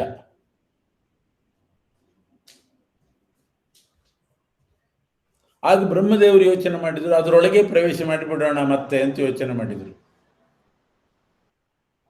ತಾವು ದೇಹ ಪಡ್ಕೊಂಡು ಪರಮಾತ್ಮನಿಂದ ಹುಟ್ಟಿದ್ರು, ಯಜ್ಞ ಮಾಡಬೇಕು ಅಂತ ಬಯಸಿದ್ರು, ಸಾಧನ ಸಿಗಲಿಲ್ಲ, ಅದರಿಂದ ಬೇಜಾರಾಗಿ ದೇಹ ಬಿಟ್ಟರು, ಶವ ಆಯಿತು, ಮತ್ತೆ ಪ್ರವೇಶ ಮಾಡಿದ್ರು, ಅದನ್ನು ಪವಿತ್ರಗೊಳಿಸಿದ್ರು. ಅದೇ ದೇಹ ಜೀವ ದೇಹ ಬಿಟ್ಟ ಮೇಲೆ ಅಪವಿತ್ರ ಆಗ್ತದೆ, ಶವ ಅಪವಿತ್ರ, ಅದನ್ನು ಪವಿತ್ರಗೊಳಿಸಿದ್ರು, ಅದರೊಳಗೆ ಪ್ರವೇಶ ಮಾಡಿದ್ರು. ಅದು ಪುರುಷ ರೂಪ. ಆ ಬ್ರಹ್ಮನಿಗೆ ಪುರುಷ ಅಂತ ಹೆಸರು. ಹೀಗೆ ಆ ಪುರುಷ ರೂಪದಲ್ಲಿ ಬ್ರಹ್ಮದೇವರು ಮತ್ತೆ ಪ್ರವೇಶ ಮಾಡಿದ್ರು, ಮೊದಲಿನಂತೆ ಆಯ್ತದು. ಆಮೇಲೆ ಯಜ್ಞಕ್ಕೋಸ್ಕರ ಒಂದು ಬಲಿ ಕೊಡ್ಲಿಕ್ಕೆ ಬೇಕು ಅಂತ ಹೇಳಿ ತಾವೇ ಇನ್ನೊಂದು ಕುದುರೆ ರೂಪ ಧರಿಸಿದ್ರು. ಆ ಮೊದಲನೇ ದೇಹ ಇತ್ತಲ್ಲ ಶವ ಆದದ್ದು, ಅದಕ್ಕೆ ಅಶ್ವ ಅಂತ ಹೆಸರು ಬಂತು. ಅದು ಯಾಕೆ ಅಶ್ವ? ಕುದುರೆ ರೂಪ ಅಲ್ಲ. ಅಶ್ವ ಅಂತ ಹೆಸರು ಯಾಕೆ ಬಂತು ಅಂದರೆ, ಸಂಸ್ಕೃತದಲ್ಲಿ ಅಶ್ವಯತ್ ಅಂತ, ಅಶ್ವೈತ ಅಂದ್ರೆ ಉಬ್ಬಿತು ಅಂತ ಅರ್ಥ. ಉಬ್ಬಿದ ದೇಹ ಆದ್ರಿಂದ ಅಶ್ವ ಅಂತ ಅದಕ್ಕೆ ಹೆಸರು ಬಂತು. ಆದರೆ ಬ್ರಹ್ಮದೇವರು ಅದನ್ನ ಯಜ್ಞ ಮಾಡ್ಲಿಕ್ಕೋಸ್ಕರ ಇಟ್ಕೊಂಡಿದ್ರು, ಅದನ್ನು ಪವಿತ್ರಗೊಳಿಸಿದ್ರು. ಆದ್ರಿಂದ ಮೇಧ ಅಂತ ಅದಕ್ಕೆ ಹೆಸರು ಬಂತು. ಮೇಧ ಅಂದ್ರೆ ಪವಿತ್ರ ಆಯಿತು ಅಂತ ಅರ್ಥ. ಹೀಗೆ ಅಶ್ವಮೇಧ ಅಂತ ಹೆಸರು ಬಂದದ್ದು ಹಾಗೆ. ಅಶ್ವ ಅಂದ್ರೆ ತಮ್ಮ ಪುರುಷ ದೇಹವೇ ಮೊದಲು ಉಬ್ಬಿತು, ಉಬ್ಬಿದ್ರಿಂದ ಅಶ್ವ ಅಂತ ಹೆಸರು ಬಂತು. ಆಮೇಲೆ ಅದನ್ನು ಪವಿತ್ರಗೊಳಿಸಿದ್ರು, ಮೇಧ ಆಯಿತು, ಅಶ್ವಮೇಧ ಆಯಿತು. ಅದು ಯಜ್ಞ ಮಾಡುವ ರೂಪ ಆಯಿತು. ಯಜ್ಞಕ್ಕೆ ಸಾಧನವಾಗಿ ಇನ್ನೊಂದು ಕುದುರೆ ರೂಪವನ್ನು ತಾವೇ ಧರಿಸ್ತಾರೆ ಬ್ರಹ್ಮದೇವರು. ಎರಡನೇದ್ದು ಬಲಿ ಕೊಡ್ಲಿಕ್ಕಿರುವಂತಹ ಕುದುರೆ ರೂಪ, ಮೊದಲನೇದ್ದು ಪುರುಷ ರೂಪ ಯಜ್ಞ ಮಾಡುವಂತಹದ್ದು, ಅದು ಅಶ್ವ ಅಂತಲೂ ಅದಕ್ಕೆ ಹೆಸರು ಬಂತು. ಅಶ್ವ ಅಂದ್ರೆ ಶ್ವೈತ ಭಾವ ಅಂತಂದ್ರೆ ಉಬ್ಬಿದ್ರಿಂದ ಅಶ್ವ ಅಂತ ಹೆಸರು ಬಂತು. ಹೀಗೆ ಸೃಷ್ಟಿಯನ್ನ ಹೇಳಿ ಕೊನೆಗೆ ಬ್ರಹ್ಮದೇವರು ತಾವು ಸೃಷ್ಟಿ ಹೊಂದಿ ತಮ್ಮ ದೇಹವನ್ನೇ ಅಶ್ವಮೇಧ ಅಂತ ಮಾಡಿಕೊಂಡ್ರು. ಯಜ್ಞ ಮಾಡುವ ರೂಪ ಏನಿದೆ ಅದು ಅಶ್ವಮೇಧ ಅಂತ ಹೆಸರು ಬಂತದಕ್ಕೆ. ಅದಕ್ಕೆ ಇದನ್ನು ಅಶ್ವಮೇಧ ಬ್ರಾಹ್ಮಣ ಅಂತ ಕರೀತಾರೆ. ಅಂತೂ ಮೊದಲು ಅಶ್ವಮೇಧ ಮಾಡಿದವರು ಬ್ರಹ್ಮದೇವರು. ತಾವೇ ತಮ್ಮ ದೇಹದಲ್ಲಿ ಪ್ರವೇಶ ಮಾಡಿ ಅದನ್ನು ಪವಿತ್ರಗೊಳಿಸಿ ಆ ದೇಹದಿಂದ ಯಜ್ಞ ಮಾಡಿದರು. ಯಜ್ಞಕ್ಕೆ ಉಪಯೋಗಿಸಲಿಕ್ಕೆ ಇನ್ನೊಂದು ಅಶ್ವರೂಪ ಧರಿಸಿದರು. ಇದರ ಮುಂದೆ ಬಂದಿರತಕ್ಕಂಥ ಪ್ರಕರಣ ಉದ್ಗೀತ ಬ್ರಾಹ್ಮಣ ಅಂತಾರೆ. ಅದನ್ನು ಉದ್ಗೀತ ಬ್ರಾಹ್ಮಣ ಅಂತಂದ್ರೆ ಅದಕ್ಕೆ ಅದು ಯಾಕೆ ಬಂತು? ಒಮ್ಮೆ ದೇವತೆಗಳಿಗೂ ದಾನವರಿಗೂ ಯುದ್ಧ ಆಗುವ ಪ್ರಸಂಗ ಬಂತು. ದೇವದಾನವರ ಯುದ್ಧ ಆಗುವಾಗ ದೇವತೆಗಳು ವಿಚಾರ ಮಾಡಿದ್ರು, ನಾವು ಗೆಲ್ಲಬೇಕಾದ್ರೆ ಉದ್ಗೀತ ಅಂತ ಒಂದು ಸಾಮ ಇದೆ. ಸಾಮವೇದದಲ್ಲಿ ಒಂದು ಪ್ರಭೇದ ಉದ್ಗೀತ. ಆ ಸಾಮವನ್ನ ಉದ್ಗಾತೃ ಅಂತ ಒಬ್ಬ ಇದ್ದಾನೆ ಋತ್ವಿಜ, ಅವನಿಂದ ಗಾನ ಮಾಡಿಸ್ಬೇಕು. ಉದ್ಗಾತೃವಿನಿಂದ ಉದ್ಗೀತ ಗಾನ ಮಾಡಿಸಿ ಆ ಉದ್ಗಾತೃವಿನ ಬಲದಿಂದ ನಾವು ಜಯ ಸಂಪಾದನೆ ಮಾಡಬೇಕು ಅಂತ ವಿಚಾರ ಮಾಡಿ ಯಾರನ್ನ ಉದ್ಗಾತ್ರ ಮಾಡೋದು? ಯಾರನ್ನಾದ್ರೂ ಒಬ್ಬರನ್ನ ಉದ್ಗಾತ್ರನ ಸ್ಥಾನದಲ್ಲಿ ಕೂಡಿಸ್ಬೇಕಲ್ಲ. ಸಾಮವೇದ ಗಾನ ಮಾಡಲಿಕ್ಕೆ ಉದ್ಗೀತ ಗಾನ ಮಾಡಲಿಕ್ಕೆ, ಉದ್ಗೀತ ಅಂದ್ರೆ ಸಾಮವೇದ, ಅದನ್ನ ಗಾನ ಮಾಡಲಿಕ್ಕೆ ಉದ್ಗಾತ್ರ ಬೇಕು. ಆ ಸ್ಥಾನದಲ್ಲಿ ಯಾರನ್ನು ಕೂಡಿಸೋದು? ಅಗ್ನಿಯನ್ನು ಕೂಡಿಸಿದ್ರು. ದೈತ್ಯರಿಗೆ ಗೊತ್ತಾಯ್ತು, ಓ ಇವನು ಸಾಮಗಾನ ಮಾಡ್ತಾನೆ, ಉದ್ಗೀತ ಗಾನ ಮಾಡ್ತಾನೆ, ಆವಾಗ ದೇವತೆಗಳಿಗೆ ಜಯ ಬರ್ತದೆ ಅಂತ ಹೇಳಿ ದೈತ್ಯರೆಲ್ಲ ಅಗ್ನಿ ಮೇಲೆ ಆಕ್ರಮಣ ಮಾಡಿ ಅವನ ಸಾಮಗಾನವನ್ನು ಕೆಡಿಸಿಬಿಟ್ರು. ಅಂದರೆ ತಪ್ಪಾಗುವ ಹಾಗೆ ಮಾಡಿದರು. ಸ್ವರ ಹೆಚ್ಚು ಕಡಿಮೆ ಆಯಿತು, ಏನೋ ಅಕ್ಷರ ಹೆಚ್ಚು ಕಡಿಮೆ ಆಯಿತು, ಅಷ್ಟು ಸರಿಯಾಗಲಿಲ್ಲ ಗಾನ, ಅದು ಉಪಯೋಗ ಬೀಳಲಿಲ್ಲ. ಆಮೇಲೆ ಅದರಿಂದಲೇ ಆ ಅಗ್ನಿ ಮೇಲೆ ದೈತ್ಯರ ಆಕ್ರಮಣ ಆಯಿತು ಅನ್ನೋ ಚಿಹ್ನೆ ಇವತ್ತಿಗೂ ಕಾಣಿಸ್ತದೆ. ಎಂದ್ರೆ ಯಾರು ಸಾಮಗಾನ ಮಾಡಿದ್ರು 100ಕ್ಕೆ 100ರಷ್ಟು ಮಾಡೋದಿಲ್ಲ. ಏನಾದರೂ ಒಂದು ವ್ಯತ್ಯಾಸ ಆಗಿರ್ತದೆ. ಸ್ವರ ವ್ಯತ್ಯಾಸ, ಅಕ್ಷರ ವ್ಯತ್ಯಾಸ, ಶಾಸ್ತ್ರ ವಿರುದ್ಧ, ಮತ್ತು ಮಾತಾಡುವಾಗಲೂ ಶಾಸ್ತ್ರ ವಿರುದ್ಧವಾದ್ದು, ನಿಷಿದ್ಧವಾದ್ದು ಎಲ್ಲ ಬಂದ್ಬಿಡ್ತದೆ. ನಾಸಿಕ್ಯ ವಾಯುವಿನಲ್ಲಿ ಮಾಡಿದ್ರು, ಅವ್ರಿಗೆ ಕೊಟ್ಟರು, ನೀನು ಉದ್ಗಾತ್ರ ಆಗು ಅಂತ. ನಾಸಿಕ್ಯ ವಾಯುಗಾನ ಮಾಡುವಾಗಲೂ ದೈತ್ಯರ ಆಕ್ರಮಣ ಆಯಿತು, ಅದು ಸರಿ ಹೋಗಲಿಲ್ಲ. ಆ ಉದ್ಗೀತ ಗಾನ ಸರಿ ಹೋಗಲಿಲ್ಲ. ಆದ್ರಿಂದಲೇ ನಾಸಿಕ್ಯ ವಾಯುವಿನಲ್ಲಿ ದೈತ್ಯರ ಆಕ್ರಮಣ ಆದ್ರಿಂದ ಇವತ್ತಿಗೂ ಕೂಡ ಆ ನಾಸಿಕ್ಯ ವಾಯು ಇರೋದಲ್ಲಿ ಮೂಗಿನಲ್ಲಿ ಘ್ರಾಣೇಂದ್ರಿಯ, ಅಂದ್ರೆ ಘ್ರಾಣೇಂದ್ರಿಯಕ್ಕೆ ಬೇಡ ಅಂದ್ರೂ ದುರ್ಗಂಧದ ವಾಸನೆ ಬರುತ್ತೆ. ಅದು ಆ ದೈತ್ಯರು ಆಕ್ರಮಣ ಮಾಡಿದ್ರಲ್ಲ ಅದರ ಪ್ರಭಾವ, ಅದರ ಚಿಹ್ನೆ ಅದು. ಇನ್ನು ಶ್ರೋತ್ರಾಭಿಮಾನಿ ದಿಗ್ದೇವತೆಗಳಿದ್ದಾರೆ, ದಿಗಭಿಮಾನಿ ದೇವತೆಗಳು, ಅವರಲ್ಲಿ ಆಹ್ವಾನ ಮಾಡೋಣ ಅಂತ ಹೊರಟು, ಅವರಲ್ಲಿ ಅವ್ರ ಕೈಯಿಂದ ಗಾನ ಮಾಡಿಸೋಣ ಅಂತ. ಅಲ್ಲಿಯೂ ಕೂಡ ದೈತ್ಯರ ಆಕ್ರಮಣ ಆಯಿತು, ಅಲ್ಲಿ ಸಾಮಗಾನ ಕೆಟ್ಟೋಯ್ತು. ಅದರಿಂದ ಇವತ್ತಿಗೂ ಕೂಡ ದಿಗಭಿಮಾನಿಗಳಿಗೆ ಆ ದೈತ್ಯರ ಆಕ್ರಮಣ ಆದ್ರಿಂದ ಅವರ ಕಂಟ್ರೋಲ್ನಲ್ಲಿರೋದು ಯಾವುದು? ನಮ್ಮ ಶ್ರೋತ್ರೇಂದ್ರಿಯ. ಕಿವಿಗೆ ಬೇಡದಿದ್ದ ವಾರ್ತೆಗಳು ಬೀಳೋದೇ ಜಾಸ್ತಿ. ಅಶ್ರಾವ್ಯವಾದದ್ದು ಶ್ರವಣ ಆಗ್ತಾ ಇದೆ. ಸರಿ, ಅದನ್ನು ಬಿಟ್ಟರು. ವಾಗಭಿಮಾನಿ ಅಗ್ನಿ, ಆಮೇಲೆ ನಾಸಿಕ್ಯ ವಾಯು, ದಿಗಭಿಮಾನಿ, ಎಲ್ಲರ ಸಾಮಗಾನ ಸರಿ ಹೋಗಲಿಲ್ಲ. ಮನೋಭಿಮಾನಿಗಳಾಗಿರ್ತಕ್ಕಂಥ ಚಂದ್ರ, ಇಂದ್ರ, ರುದ್ರ, ಶೇಷ ಅವ್ರ ಕೈಲಿ ಮಾಡಿಸಿದ್ರು. ದೈತ್ಯರು ಅಲ್ಲಿಯೂ ಆಕ್ರಮಣ ಮಾಡಿದರು, ಅಲ್ಲಿಯೂ ಅಸುರಾವೇಶ ಆಯಿತು. ಆದ್ರಿಂದ ಇವತ್ತು ಮನಸ್ಸಿನಲ್ಲಿ ಕೆಟ್ಟ ಆಲೋಚನೆಗಳೆಲ್ಲ ಬರೋದು ಅದಕ್ಕೆ. ಮನೋಭಿಮಾನಿಗಳಲ್ಲಿ ದೈತ್ಯರ ಅಸುರಾವೇಶ ಆಗಿತ್ತು. ಆವಾಗ ಸ್ವಲ್ಪ ಮೈಲಿಗೆ ಆಗಿದ್ರು, ಆದ್ರಿಂದ ಕೆಟ್ಟ ಆಲೋಚನೆ ಬರ್ತದೆ. ಕೊನೆಗೆ ಅವ್ರನ್ನೂ ಬಿಟ್ಟು ಮುಖ್ಯ ಪ್ರಾಣದೇವರನ್ನ ಸಾಮಗಾನ ಮಾಡಲಿಕ್ಕೆ ಕೂಡಿಸಿದ್ರು ಉದ್ಗಾತ್ರ ಸ್ಥಾನಕ್ಕೆ. ಅವರು ಉದ್ಗೀತ ಸಾಮಗಾನ ಮಾಡುವಾಗ ದೈತ್ಯರು ಆಕ್ರಮಣ ಮಾಡಲಿಕ್ಕೆ ಅಂತ ಬಂದು ಅವರೇ ಪುಡಿಯಾಗಿಬಿಟ್ರು. ಕಲ್ಲಿನ ಗೋಡೆಗೆ ಮಣ್ಣಿನ ಹೆಂಟೆ ಹೊಡೆದ್ರೆ ಹೇಗೆ ಪುಡಿ ಆಗ್ತದೋ ಹಾಗೆ ಪುಡಿಯಾಗಿಬಿಟ್ರು. ಆ ಮುಖ್ಯ ಪ್ರಾಣದೇವರಿಗೆ ಅಯಾಸ್ಯ ಅಂತ ಹೆಸರು. ಆಸ್ಯ ಅಂದ್ರೆ ಬಾಯಿ. ಬಾಯಿಯಲ್ಲಿ ಇರ್ತಕ್ಕಂಥವ್ರು ಅವರು. ಎಲ್ಲ ದೇಹಗಳಿಗೆ ಶ್ರೇಷ್ಠರು ಅವರೇ. ಆಂಗಿರಸ ಅಂತ ಹೆಸರು, ಸಾಮ ಅಂತ ಹೆಸರು, ಬೃಹಸ್ಪತಿ ಅಂತ ಹೆಸರು. ಬೃಹತಿ ಅಂತಂದ್ರೆ ಸರಸ್ವತಿ, ಅವರಿಗೆ ಪತಿ ಆದ್ರಿಂದ ಬೃಹಸ್ಪತಿ. ಸಾಮ ಅಂತ ಹೆಸರು. ಸಾ ಅಂದ್ರೆ ಸರಸ್ವತಿ, ಅಮ ಅಂದ್ರೆ ಅಮಿತವಾದ ಮಹಿಮೆ ಉಳ್ಳವರಾದ್ರಿಂದ ವಾಯುದೇವರು ಅಮ. ಸಾ ಅಮ ಸಾಮ, ಅರ್ಧನಾರಿ ನರ ರೂಪದಲ್ಲಿ ಆ ಸರಸ್ವತಿ ಪ್ರಾಣದೇವರು, ಭಾರತೀಯ ಪ್ರಾಣದೇವರು ಆ ಹೆಸರಿನಿಂದ ವ್ಯಕ್ತರಾದ. ಉದ್ಗೀತ ಅಂತಲೂ ಪ್ರಾಣದೇವರಿಗೆ ಹೆಸರು. ಉತ್ ಅಂದ್ರೆ ಎಲ್ಲರನ್ನೂ ಮೇಲೆ ಕೊಯ್ಯುವಂತಹ ಪ್ರಾಣದೇವರು. ಗೀತ ಅಂತಂದ್ರೆ ಗಾನ ಮಾಡತಕ್ಕ ಸರಸ್ವತಿ ದೇವಿ. ಆ ಅರ್ಧನಾರಿ ನರ ರೂಪಕ್ಕೆ ಉದ್ಗೀತ ಅಂತ ಕರೀತಾರೆ. ಈ ಪ್ರಾಣದೇವರಿಗೆ ದೂಹು ಅಂತ ಹೆಸರು ಬಂತು.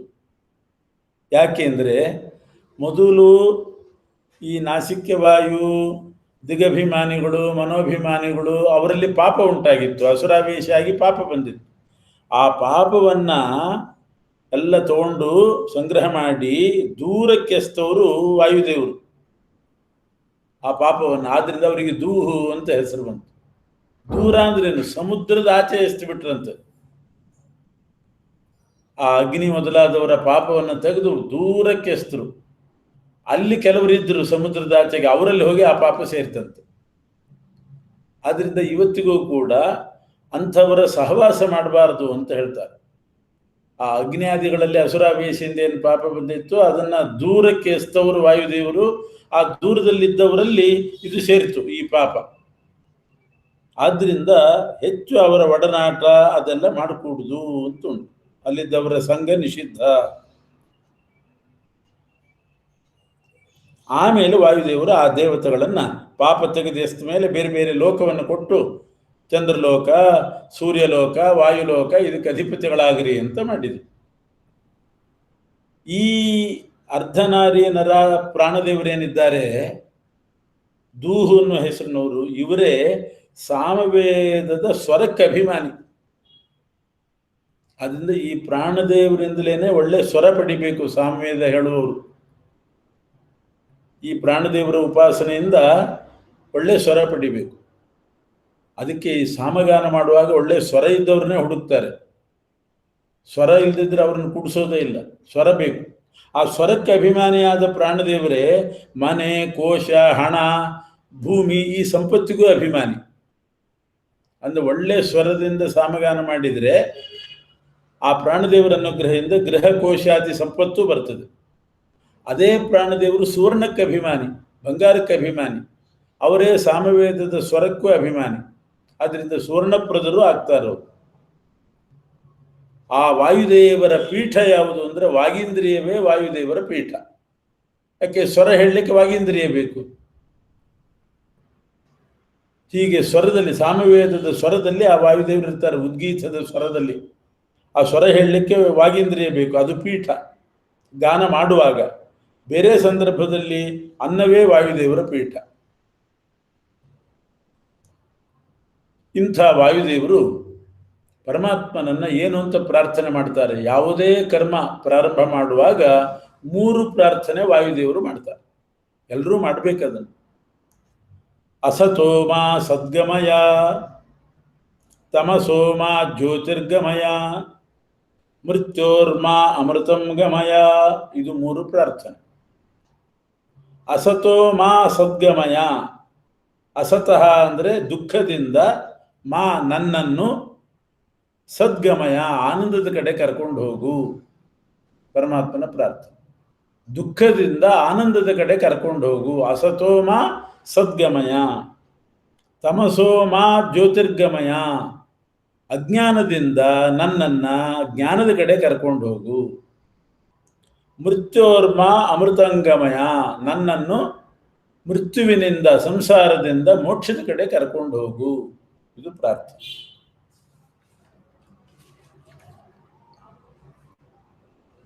ಆಮೇಲೆ ಬಂದದ್ದು ಪ್ರಾಜಾಪತ್ಯ ಬ್ರಾಹ್ಮಣ.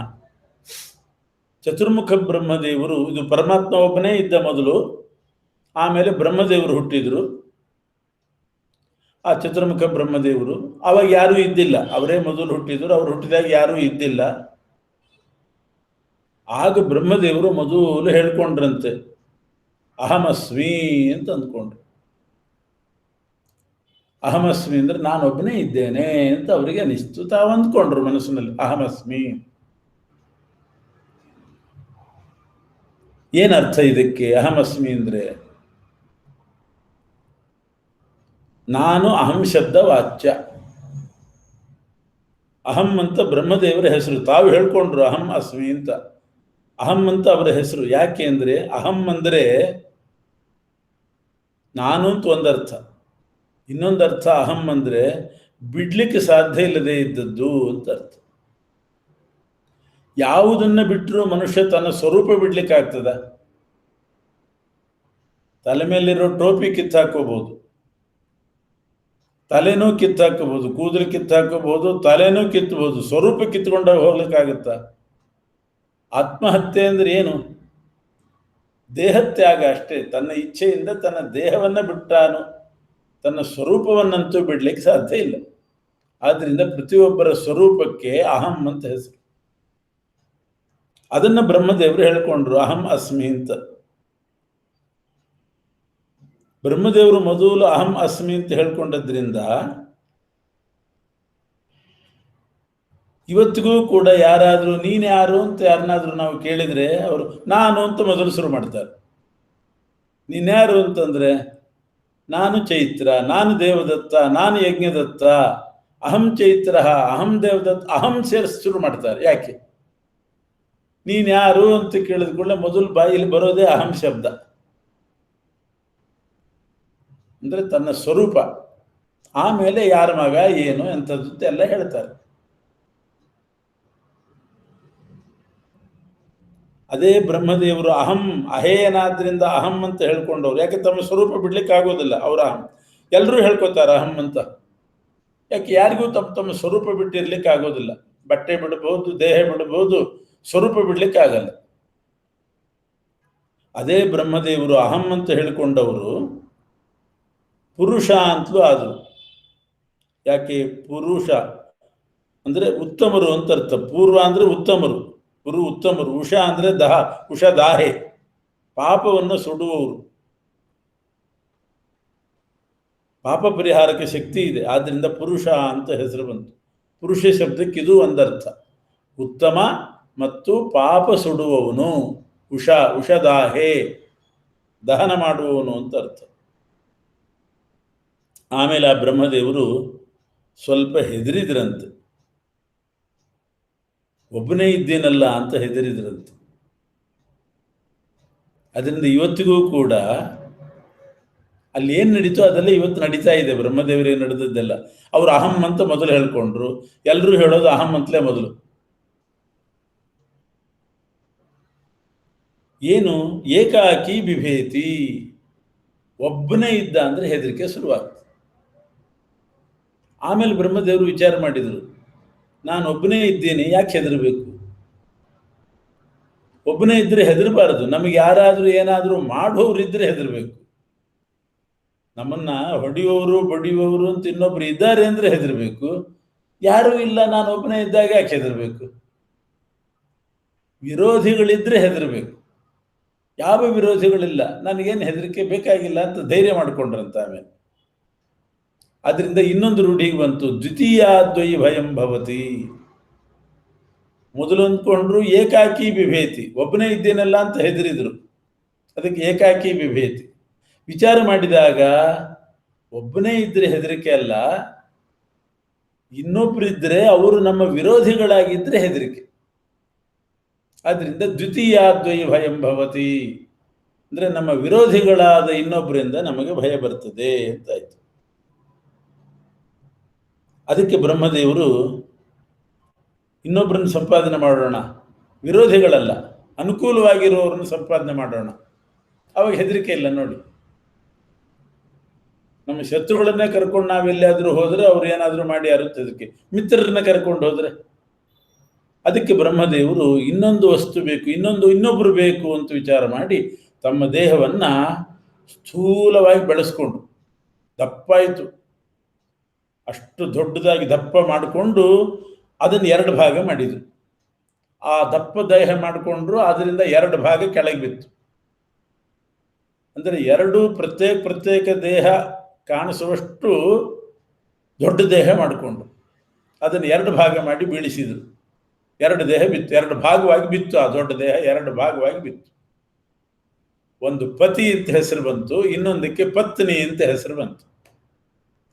ಪತಿ ಅಂದ್ರೆ ಏನು? ಪತನ. ಪತನ ಅಂದ್ರೆ ಆ ದೊಡ್ಡ ದೇಹದಿಂದ ಅರ್ಧ ಭಾಗ ಬಿತ್ತು, ಅದು ಪತಿ ಆಯಿತು. ಇನ್ನೊಂದು ಅರ್ಧ ಭಾಗ ಬಿತ್ತು, ಪತನ ಆಯಿತು. ಆದ್ರಿಂದ ಅದಕ್ಕೆ ಪತ್ನಿ ಅಂತ ಹೆಸರು ಬಂತು. ಪತನಾತ್ ಪತಿ, ಪತನಾತ್ ಪತ್ನಿ. ಇವತ್ತು ಸಂಸ್ಕೃತದಲ್ಲಿ, ಕನ್ನಡದಲ್ಲಿ ಗಂಡ ಹೆಂಡತಿ ಅಂತೀವಿ, ಅದಕ್ಕೆ ಅರ್ಥ ಏನೋ ಗೊತ್ತಿಲ್ಲ. ಆದ್ರೆ ಸಂಸ್ಕೃತದಲ್ಲಿ ಮಾತ್ರ ಪತಿ ಪತ್ನಿ ಅಂತೀವಲ್ಲ, ಇದಕ್ಕೆ ಈ ಹೆಸರು ಬಂದದ್ದೇ ಇದರಿಂದ. ಪತಿ ಅಂದ್ರೆ ಅರ್ಧ ಭಾಗ ಬಿತ್ತು, ಇನ್ನೊಂದು ಅರ್ಧ ಭಾಗನೂ ಬಿತ್ತು ಆ ದೊಡ್ಡ ದೇಹದಿಂದ. ಆದ್ರಿಂದ ಪತಿ ಪತ್ನಿ ಅಂತ ಹಿಂಗೆ ಮಾಡಿ ಪತಿ ಪತ್ನಿಯರನ್ನ ಮಾಡಿದ್ರು ಬ್ರಹ್ಮದೇವರು. ಅಂದ್ರೆ ಪತಿ ಪತ್ನಿ ಜೋಡಿಸ್ಕೊಂಡ್ರೆ ಎಷ್ಟು ದಪ್ಪ ಆಗಬಹುದೋ ಅಷ್ಟು ದಪ್ಪ ಮಾಡಿಕೊಂಡ್ರು ಮೊದಲು ದೇಹ. ಅಷ್ಟು ದೊಡ್ಡದಾಗಿ ಬೆಳೆಸ್ಕೊಂಡು 2 ರೂಪ ಸೃಷ್ಟಿ ಮಾಡಿದ್ರು. ಆದರೆ ಆ ಪತಿ ಪತ್ನಿ ಒಂದೇ ದೇಹದಿಂದ 2 ಭಾಗ ಬಿದ್ದದ್ರಿಂದ ಅವ್ರಿಗೆ ಒಂದೇ ರೀತಿ ಸುಖ. ಒಂದು ಪಾತ್ರೆಯಲ್ಲಿ ಪಾನಕ ಮಾಡಿ ಅರ್ಧ ಒಬ್ರಿಗೆ ಕೊಟ್ಟು ಇನ್ನೊಂದು ಅರ್ಧ ಕೊಟ್ಟು ಇಬ್ಬರಿಗೂ ಸುಖ ಒಂದೇ ರೀತಿ. ಯಾಕೆ? ಒಂದೇ ಪಾತ್ರೆಯಲ್ಲಿರೋ ಪಾನಕ, ಇದೊಂದು ರುಚಿ ಅದೊಂದು ರುಚಿ ಇದೆ ಅಂತ ಹೇಳಕ್ ಆಗೋದೇ ಇಲ್ಲ. ಹಾಗೆ ಒಂದೇ ದೇಹದಿಂದ ಪತಿ ಪತ್ನಿ ಅಂತ 2 ಭಾಗ ಬಿದ್ದು ಪತಿ ಪತ್ನಿ ಆದದ್ರಿಂದ ಅವರಿಗೆ ಒಂದೇ ರೀತಿ ಸುಖ ಆಗ್ತದೆ. ಆಮೇಲೆ ಅವರಿಬ್ಬರು ಸೇರಿ, ಆ ಬ್ರಹ್ಮ ಸರಸ್ವತಿಯರು ಪತಿ ಪತ್ನಿಯರು ಸೇರಿ ದೇವತೆಗಳನ್ನ ಮನುಗಳನ್ನ ಎಲ್ಲ ಸೃಷ್ಟಿ ಮಾಡಿದ್ರು. ಆವಾಗ ಲೋಕದೃಷ್ಟಿಯಂತೆ ಸರಸ್ವತಿ ಸ್ವಲ್ಪ ನಾಚಿದ್ಲು. ಇದೇನಿದು, ಬ್ರಹ್ಮದೇವರು ತಮ್ಮ ದೇಹದಿಂದಲೇ ನನ್ನನ್ನು ಹುಟ್ಟಿಸಿ ಮತ್ತೆ ನನ್ನ ಜೊತೆಗೆ ಸೇರ್ಕೊಂಡ್ರಲ್ಲ, ನನ್ನನ್ನೇ ಪತ್ನಿ ಮಾಡ್ಕೊಂಡ್ರಲ್ಲ ಅಂತ ಸ್ವಲ್ಪ ನಾಚಿಕೆ ಆದ ಹಾಗಾಗಿ ಆ ರೂಪವನ್ನು ಅದೃಶ್ಯ ಮಾಡಿಬಿಟ್ಟು ಆಮೇಲೆ ಗೋರೂಪದಿಂದ ಪ್ರಕಟ ಆದರು ಸರಸ್ವತಿ ದೇವಿಯರು. ನಾಚಿಕೆ ಆಯಿತು, ಅದೃಶ್ಯರಾದರು, ಗೋರೂಪದಿಂದ ಪ್ರಕಟ ಆದರು. ಗೊತ್ತಾಯಿತು ಬ್ರಹ್ಮದೇವರಿಗೆ, ನಾಪತ್ತೆಯಾದ ಸರಸ್ವತಿ ಗೋರೂಪದಾಳಿದ್ದಾಳೆ ಅಂತ ಗೊತ್ತಾಯಿತು. ಇವರು ಎತ್ತಾಗಿಬಿಟ್ರು, ಬ್ರಹ್ಮದೇವರು ಎತ್ತಾದರು. ಆದ್ದರಿಂದ ಗೋವುಗಳು ಎತ್ತುಗಳು ಹುಟ್ಲಿಕ್ಕೆ ಶುರುವಾಯಿತು.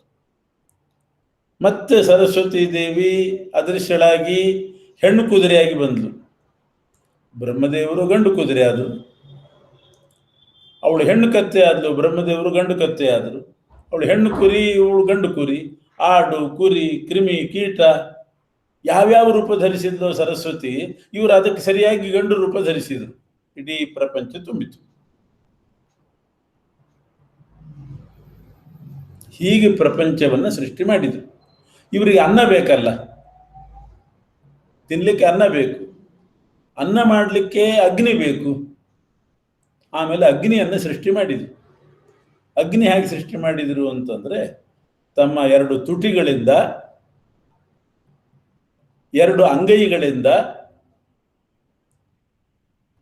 ಅಗ್ನಿ ಸೃಷ್ಟಿ ಮಾಡಿದ್ರು. ಅದನ್ನು ತಿಕ್ಕಿ ಘರ್ಷಣೆ ಮಾಡಿ ಸೃಷ್ಟಿ ಮಾಡಿದರು. ಆದ್ದರಿಂದ ಇವತ್ತಿಗೂ ಕೂಡ ಮನುಷ್ಯನ ಶರೀರದಲ್ಲಿ ಅಂಗೈಯಲ್ಲಿ ರೋಮ ಇರೋದಿಲ್ಲ.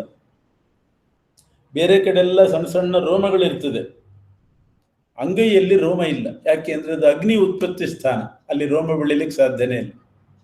ತುಟಿಗಳ ಒಳಗೂ ರೋಮ ಇರೋದಿಲ್ಲ, ಅದು ಅಗ್ನಿ ಉತ್ಪತ್ತಿ ಸ್ಥಾನ. ಇವತ್ತಿಗೂ 2 ಅಂಗೈಗಳನ್ನು ಜೋರಾಗಿ ಘರ್ಷಣೆ ಮಾಡಿದರೆ ಬಿಸಿ ಆಗ್ತದೆ. ಬ್ರಹ್ಮದೇವರು ಪಚನಕ್ಕೋಸ್ಕರ, ಪಾಕಕ್ರಿಯೆಗೋಸ್ಕರ ಅಗ್ನಿ ಸೃಷ್ಟಿ ಮಾಡಿದ್ದು ಹೀಗೆ. ತುಟಿ ಅಲ್ಲಿ ರೋಮ ಇಲ್ಲ, 2 ತುಟಿಗಳ ಘರ್ಷಣೆ, 2 ಅಂಗೈಗಳ ಘರ್ಷಣೆ ಅಲ್ಲಿಂದ. ಹಾಗೆ ಯೋನಿಯಲ್ಲಿಯೂ ಕೂಡ ಅಗ್ನಿ ಸೃಷ್ಟಿ ಆಗ್ತದೆ. ಯೋನಿಯ ಒಳಗಡೆ ಕೂಡ ರೋಮ ಇರೋದಿಲ್ಲ.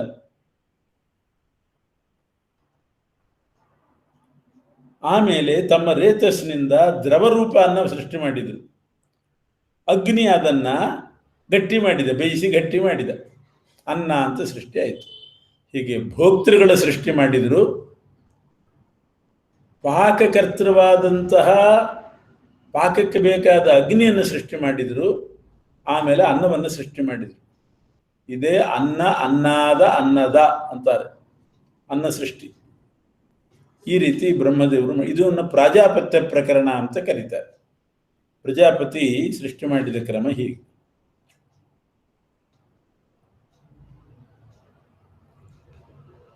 ಇನ್ನು ಮುಂದಿನ ಬ್ರಾಹ್ಮಣ ಅವ್ಯಾಕೃತ ಬ್ರಾಹ್ಮಣ ಅಂತ ಬರ್ತದೆ.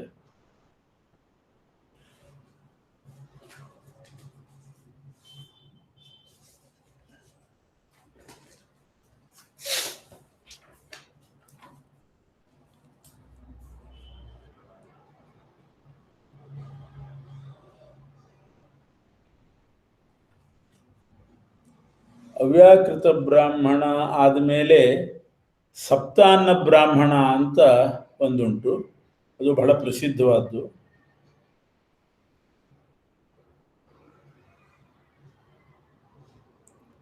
ಇವೆಲ್ಲ ಮುಂದೆ ಬರತಕ್ಕಂಥ ಬ್ರಾಹ್ಮಣಗಳು. ಇವತ್ತು ಅಶ್ವಬ್ರಾಹ್ಮಣ, ಅಶ್ವಮೇಧ ಬ್ರಾಹ್ಮಣ, ಉದ್ಗೀತ ಬ್ರಾಹ್ಮಣ, ಪ್ರಾಜಾಪತ್ಯ ಬ್ರಾಹ್ಮಣ, ಇಷ್ಟರ ಸಾರವನ್ನು ಹೇಳಿದ್ದೇವೆ. ಮುಂದಿನ ಅವ್ಯಾಕೃತ ಬ್ರಾಹ್ಮಣ, ಸಪ್ತಾನ್ನ ಪ್ರಕರಣ, ಇದನ್ನು ಮುಂದಿನ ಭಾನುವಾರ ಉಪನ್ಯಾಸ ಮುಂದುವರಿಸ್ತೇವೆ. ಇವತ್ತಿನ ಪ್ರವಚನವನ್ನು ಅಸ್ಮದ್ ಗುರುವಂತರ್ಯಾಮಿ ಭಾರತೀಯ ಮುಖ್ಯ ಪ್ರಾಣಾಂತರ್ಗತ ಪರಮಾತ್ಮನಲ್ಲಿ ಸಮರ್ಪಣೆ ಮಾಡ್ತಾ ಇದ್ದೇವೆ. ಶ್ರೀಕೃಷ್ಣ ಅರ್ಪಣಮಸ್ತು. ಹರಯೇ ನಮಃ. ಪರಮ ಪೂಜ್ಯ ಶ್ರೀಪಾದರಿಗೆ ಅಂತ ಧನ್ಯವಾದಗಳು ಮತ್ತು ನಮಸ್ಕಾರ ಮಾಡ್ತಾ ಅನೇಕ ಅಪೂರ್ವ ರೂಪಗಳನ್ನು ಗುರುಗಳು ತಿಳಿಸ್ಕೊಟ್ರು. 4 ಬ್ರಾಹ್ಮಣರು, ಭೂಹು ನಾಮಕ ಪ್ರಾಣಿದೇವರು, ಅವರ ಒಂದು ಸ್ವರೂಪ, ಮತ್ತೆ ಬ್ರಹ್ಮದೇವರು ಹೇಗೆ ಸೃಷ್ಟಿ ಮಾಡೋದು, ಅದು ಎಲ್ಲ ಗುರುಗಳು ತಿಳ್ಕೊಂಡಿದ್ದು. ವಿಶೇಷವಾಗಿ ಮುಂದೆ ನಾವು ಗುರುಗಳು ಅವರ ಮಂಗಳ ಮುಖಕಮಲಿಂದ ತಿಳ್ಕೊಳ್ಳೋಣ ಅಂತ ಪ್ರಾರ್ಥನೆ ಮಾಡ್ತಾ ಇವತ್ತಿನ ಪ್ರವಚನವನ್ನ ಗುರುಗಳ ಅಂತರ್ಯಾಮಿ ಶ್ರೀ ರಾಮಚಂದ್ರ ದೇವರ ನಮಸ್ಕಾರ. 7ನೇ ತಾರೀಕು ಆಗುತ್ತೆ, ಮುಂದಿನ ಭಾನುವಾರ 7.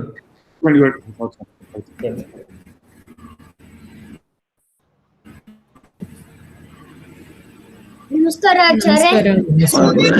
ನಮಸ್ಕಾರ. ನಮಸ್ಕಾರ ಶ್ರೀಗಳಿಗೆ ಶಾಸ್ತ್ರಾಂಗ ನಮಸ್ಕಾರ. ನಮಸ್ಕಾರ. ನಮಸ್ಕಾರ.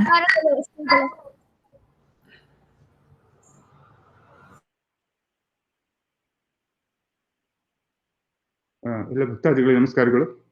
ಮುಂದಿನ ಶನಿವಾರ ಟೈಮು